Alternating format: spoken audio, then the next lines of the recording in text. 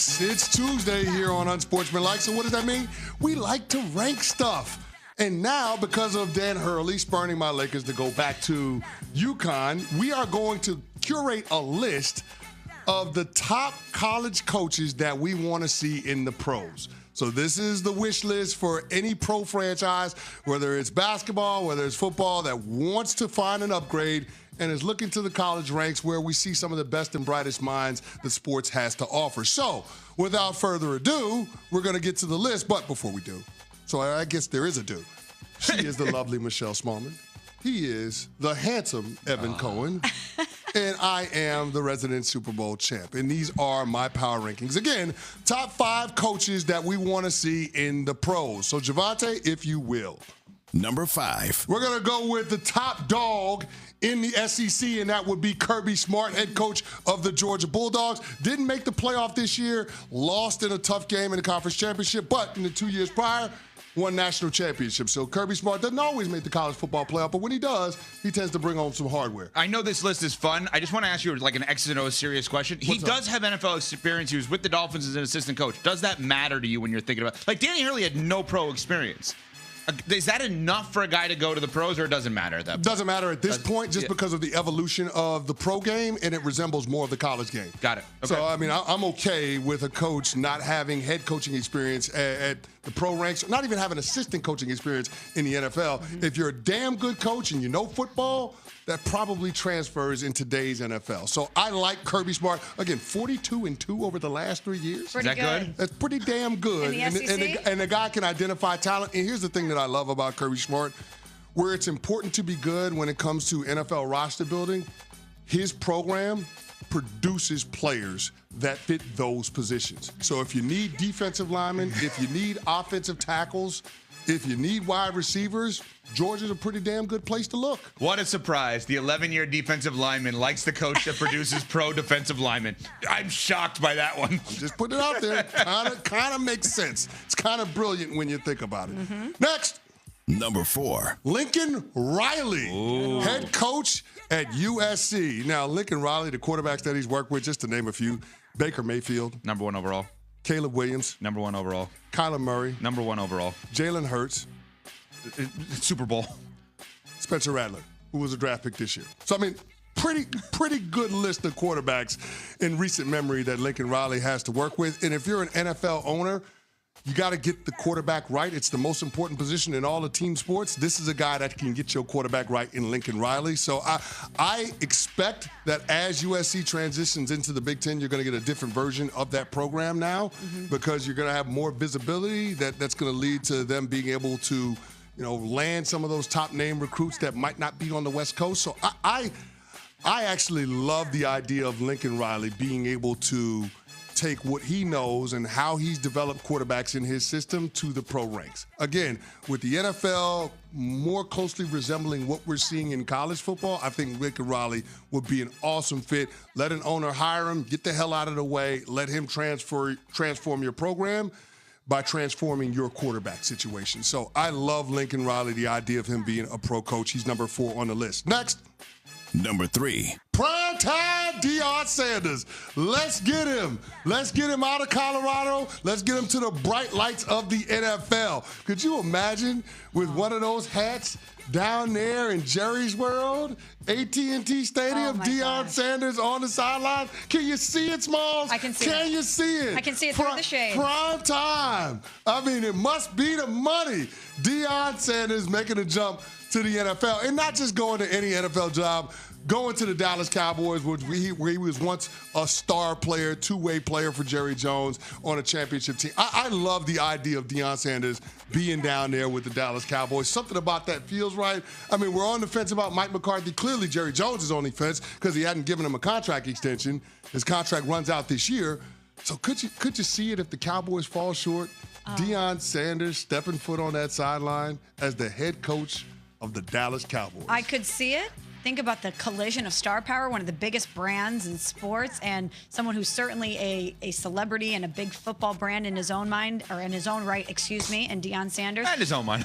But would Jerry like that? Would Jerry like that there's this coach that comes in and Deion that is a big-time star? But it's not just any coach. It's one of his former players. And as we've seen, Jerry Jones has an affinity for his former players. He can take credit for that? Yeah, he can take credit for it. It's one of his. I think listen, he if that hired Jason Garrett, one of his former players. There's a lot of former players on that coaching staff. So, I mean, listen, this is something that Jerry Jones likes to do.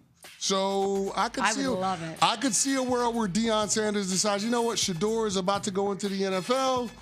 You know, I want to go into the NFL too. I mean, it would just be overload if Shador Sanders got drafted by the Dallas Cowboys somehow, some way, and then Deion Sanders became the head coach of the Dallas Cowboys. How fun would that be? Oh, my gosh. I think if that ever happened, that would be the most polarizing, talked about team for a single season in the history of the sport. You put But it already is, though. Yeah. But I'm saying, But it already is. Of course. but I'm saying if you have one-off years where a team is talked about more, Deion as the head coach of the Dallas Cowboys would be the most talked about team in the history, maybe of sports, actually. Like, we would need daily reports on that every single day. All right, top 5, CC's power rankings of college coaches that should go pro. We got Kirby Smart, Lincoln Riley, Deion Sanders off the board. Number 2. Number 2. Dan Hurley from UConn. Listen, he's thrown his name in the hat. He's let it be known, hey, I'm available for the right number. Now, I know people are saying, oh, it's not necessarily about money. It wasn't necessarily about a number. I call BS on that. It's always about a number. Everybody's got their price, and it's clear that the Lakers didn't meet Dan Hurley's price. But if you throw out a number like $14, $15, $16 million, make him an offer he can't refuse, let me tell you what Dan Hurley and his wife and his family going to do. Move. They're going to move from Storrs, Connecticut out to Southern California. That's going to happen. So, I mean, again, Dan Hurley is going to be there to be had, and there are going to be some good jobs that open up in the NBA. Why? Because they always inevitably do. We've seen it. If you throw out last year's NBA Finals, the 5 finals prior to that, one or both coaches from those teams are gone. So there's that turnover, not just with the dregs of the NBA, but with the upper echelon teams that make deep playoff runs. So, of course, it's logical to think that there's going to be an opening that's going to be more amenable to what Dan Hurley is looking for, maybe more in the area of what Dan Hurley wants, maybe more in the ballpark, literally and figuratively. And so I anticipate that happening. But now that people know that Dan Hurley is willing to listen to these NBA jobs, I just think it's a matter of it's a matter of when, not if, he's going to make the jump to the NBA. Not a great day for any head coach in the Northeast, let's be honest. Yeah. You're automatically on the hot seat because Dan Hurley could be available at the right price. Tom Thibodeau? You said it, I didn't. All right. But there can only be one number 1. Number 1. The coach that we want to see jump from college to the pros, Don Hurley. Don Staley. Don Hurley. I put those Dan together. Hurley, Don That would be a Staley. good coach. Don Staley, University of South Carolina. Don Staley's won 3 national championships down there, 2 over the last 3 years. Absolutely phenomenal what she did, how dominant that team was this year. I mean, you're talking about 2-time Coach of the Year. Don Staley's basketball acumen is second to none, and I'm glad that she's finally getting the shine that she deserves. Now, of course, this week coming over a little scrutiny because Caitlin Clark wasn't elected to the Olympic team, and she's on the committee that oversees that, but we're not going to let that mar the resume, the credentials that she's been able to put together being the head coach at South Carolina. She's done an absolutely phenomenal job, and I would love to see her in the pro ranks. WNBA or NBA, I'm cool with either one of them. I think that she has a personality that any of the professionals would be willing to listen to. Her style, the way she conveys her message, her passion, her swag, I think it's where coaching is going when it comes to basketball in the pros. So Don Staley would be the number 1 coach that I want to see make the leap from college to the pros. So there's the list. My top 5 coaches I want to see in the pros. Don Staley at number 1, Dan Hurley at number 2, Deion Sanders number 3, Lincoln Riley number 4, Kirby Smart number 5. Smalls, you are my accountability partner. Any objections, any omissions? Nope, the list is flawless. I absolutely love it, Cece. And I would love to see the Louis Vuitton Don and Don Staley get to the pros at some point. What's the team? I would We like to all see know the team, right? What?